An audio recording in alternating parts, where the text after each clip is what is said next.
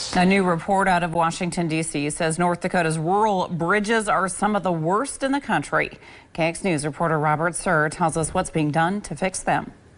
North Dakota is home to more than 3,500 rural bridges, and many of them are in big trouble. 11% of the state's rural bridges are structurally deficient. These are bridges where the engineers see an immediate need for significant repairs.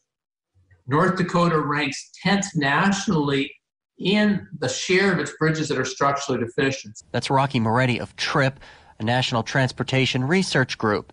He adds last year North Dakota ranked 12th in the country, so things are getting worse.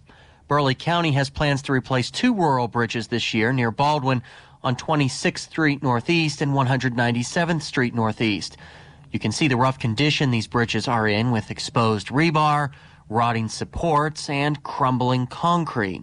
I want to show you a perfect example of the state of rural bridges in North Dakota. Now behind me, this is the Sims Bridge. This bridge, just outside of Almont, was built all the way back in 1916, making it 104 years old. And while this bridge is expected to be replaced later this year, others across Morton County that are nearly as old won't be. And the reason is because the DOT and the county are currently at odds with each other.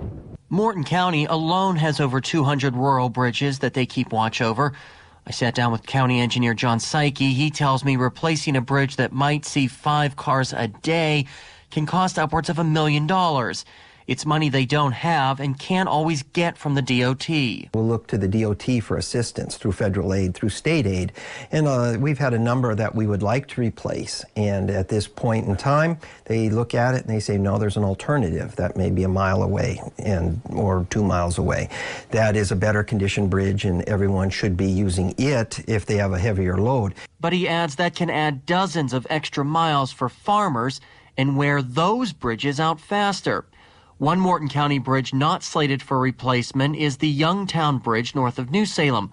Built in 1922, it's got a weight limit of just 5 tons or 10,000 pounds. And if that doesn't raise your eyebrow, maybe this will. I came across this bridge on 33rd Street not far away. It had a weight limit of 12 tons, but someone didn't listen, and now it's closed and its fate is unknown.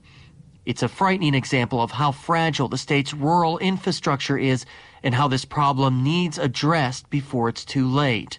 Reporting for KX News in Morton County, I'm Robert Sir.